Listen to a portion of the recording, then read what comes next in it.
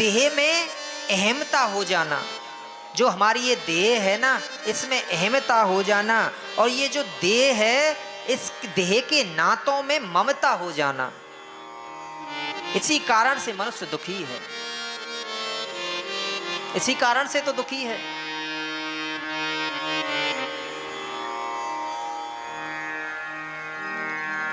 कहते हैं, देखिए एक बात सोचिए, इस शरीर को जिसको हम अपना मान बैठे हैं, ये महाराज हमारा नहीं है, ये पंचायती धर्मशाला है। 5 चीजों से मिलकर के बना है। क्षिति जल पावक गगन समीरा, क्षिति जल पावक गगन समीरा, पंच रचित यह अधम शरीरा। जल वायु अग्नि पृथ्वी आकाश, 5 तत्वों से बना है। पंचायती धर्मशाला है महाराज, आपकी नहीं है। और पंचायती जो धर्मशाला होती है ना, उस पर किसी एक का अधिकार नहीं होता। बोलो राधे राधे, राधे राधे। बहुत सुंदर उपदेश कर रहे हैं। कहते हैं ये जो हमारा देह है ना, ये जो शरीर है, ये नाशवान है, ये रहने वाला नहीं। आप सोचिए, ये जो हमारी आंखें हैं ये ऐसी ही रहेंगी? सोचो, थोड़ा विचार करो। जैसे जैसे उम्र होती है नेत्र चले जाते हैं, जैसे जैसे उम्र बढ़ती है कान भी हमारा कम सुनने लगते हैं, दांत चले जाते हैं महाराज, आंखों से भी दिखाई देना बंद हो जाता है। होता है कि नहीं? शरीर जब बुढ़ापा आता है ना, जवानी में कैसी त्वचा थी और बुढ़ापे में कैसी हो गई।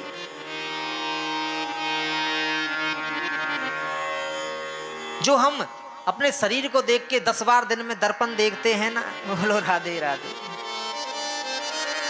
बड़े प्रसन्न होते हैं। एक बात याद रखना, ये शरीर ऐसा रहने वाला नहीं जैसा दिखाई दे रहा है, ये नाशवान है।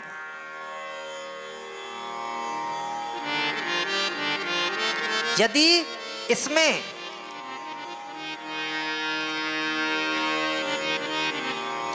ममता रखोगे तो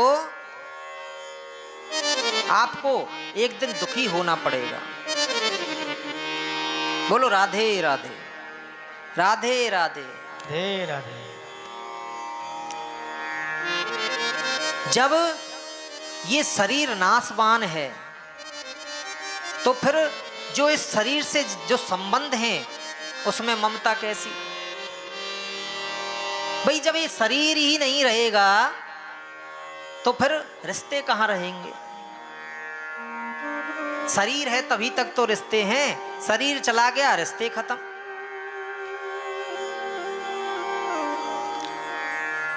इसी बात को तो व्यक्ति भूल बैठा है।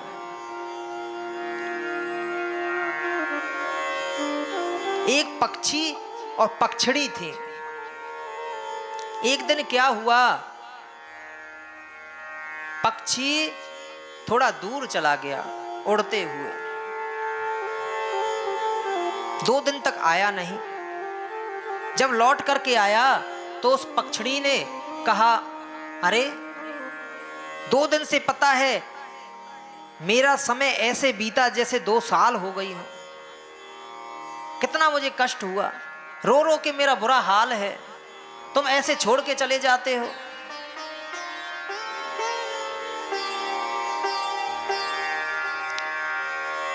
पक्षी ने बहुत समझाया पर वो तो समझती ही नहीं। कैसे विश्वास दिलाऊं कि अब नहीं जाऊंगा, मानती नहीं। तो उस पक्षी ने क्या किया, अपने दोनों पंखों को काट दिया महाराज,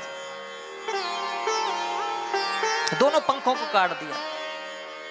कहा अब तो तुमको विश्वास है, अब तो मेरे दोनों पंख भी कट गए, अब तो मैं कहीं जा नहीं सकता। हाँ, अब मुझे विश्वास है, अब मुझे लग रहा है आप मुझे सच में प्यार करते हैं, प्रेम करते हैं। आप मुझसे बहुत स्नेह करते हैं, इसीलिए तो इतनी कीमती चीज आपने काट दी मेरे लिए। अब हुआ क्या, एक दिन जोर का तूफान आया महाराज। जब जोर का तूफान आया तो जो वो पक्षिणी थी ना, वो उड़ने लगी, अपनी जान तो बचाएगी। अब जब उड़ने लगी तो उस पक्षी ने कहा, अरे देवी जी, पत्नी जी, आप मुझे छोड़ करके कहां जा रही हो? मैं तो मर जाऊंगा, मेरे तो पंख भी नहीं है। पत्नी ने कहा, पक्षड़ी ने कहा, अरे तुम्हारे चक्कर में मैं अपने प्राण भी गवा बैठूं। अब तो महाराज उड़ के चली गई। और वो पक्षी, इतनी तेज का तूफान आया, वो पक्षी कभी पेड़ में इधर लगता है, कभी इधर लगता है, कभी उधर लगता है, कभी इधर लगता है, मर गया महाराज। बोलिए राधे राधे। उसी प्रकार से हमारा जीवन है। पूरी जवानी हमने संसार के लिए दे दी और बुढ़ापा आ गया। ये बुढ़ापा ही तो है, समझो हमारे पंख कट गए, पंख कट गए, रहे नहीं।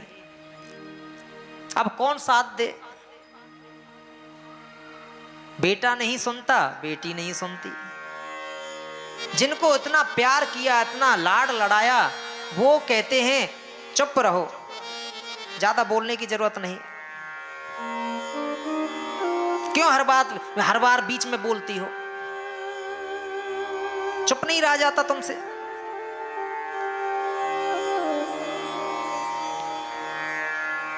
जब ये परिस्थिति होती है तो बड़ा कष्ट होता है।